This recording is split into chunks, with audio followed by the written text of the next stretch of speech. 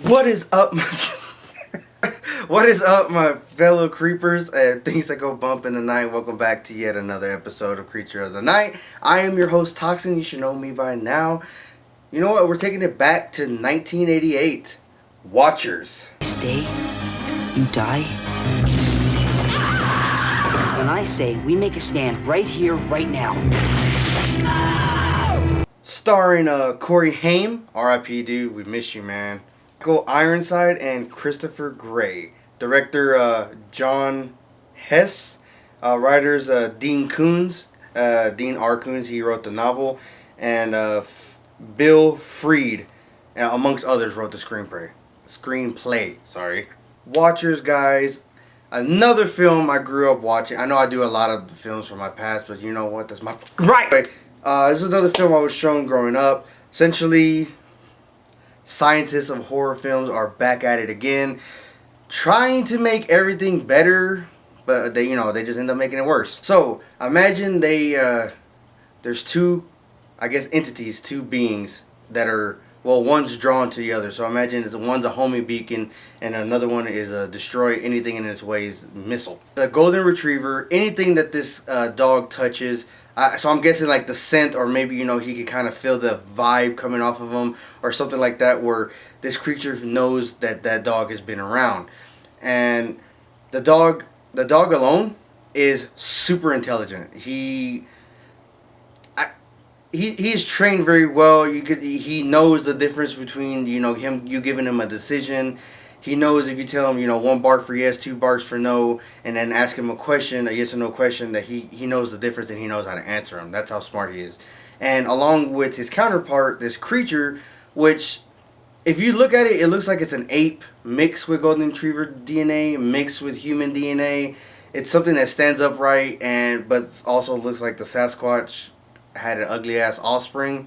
Hideous, guys. That's all I can say. Like, if you see the film, you really don't see it too much, but when you finally do, you're like, holy shit, this is what was fucking chasing him. And I know the creature, reading online reviews and stuff like that, got a lot of backlash that it looked too hilarious to be scary. I mean, shit, back in the day, fucking seeing that shit run at me, fuck that. The dog escapes along with that one creature. The one creature out of, like, I think 6 of them that is like, he was always like disturbed. He was the only one that would go and kill the dog versus like just killing anything that it touches. Along with killing anything that it touches, it would kill the dog, versus the other ones that had died in the lab fire didn't. So it was just like an unusual. It was like always jealous of the dog. It was weird. And even that creature is alone. Going back to the dog being smart, the creature is just as brilliant as a crazy person. So, there's a fine line between brilliance and insanity. So, already a recipe for a disaster. The dog gets away. He runs into a barn. There we see Corey Haim. He's there visiting his girlfriend. And, of course, they not get caught by that, but that kind of is in the barn at the same time. So, he has to make a quick getaway.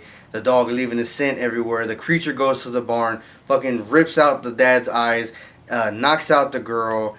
Corey Haim gets away, but the dog jumps in the back of his truck, and they're trying to get away. That's when he figures out that, hey, this guy is smart. He tells them, hey, there's food in the glove compartment. He opens it up and goes and gets it. And he goes home. He tries to convince his mom to let him stay. The mom's against it, but eventually, hey, they cave in, and the dog stays. And that's when he starts figuring things out. Like, he finds out that his girlfriend's house was under attack. She's in the hospital. The agents, one of the agents from the laboratory and I believe like a local cop or something like that, are teamed up, and they won't let him see the girlfriend for some reason. Even after he busts into the hospital room, it turns out she's not there. They moved her, and they won't let them know where she's at, because she's under special care, prisoner, basically. He asks for the dog's help to help locate his girlfriend, and they're just stumbling across all these secrets. He's finding, okay, you are a lab dog, this is why you're so smart. And of course, who's right behind him? This creature goes to the house, tears up the handyman that's always working around the house, always flirting with the mom. He's fucking dead. His head's in the goddamn dryer. Or not, yeah, in the dryer. They get a clean getaway, leaping out of the attic door, it's definitely an adrenaline rush. It keeps you at the edge of your seat. There's not like even the dull moments. It's just packed full of information that you need to know about the rest of the film. So I highly recommend it, guys. Even and then after figuring out everything, they get the girlfriend. The mom gets the girlfriend, and the boy and the dog go to a isolated cabin in the woods. Set up a bunch of booby traps to go on, and it turns out that the hitman and all that show up first.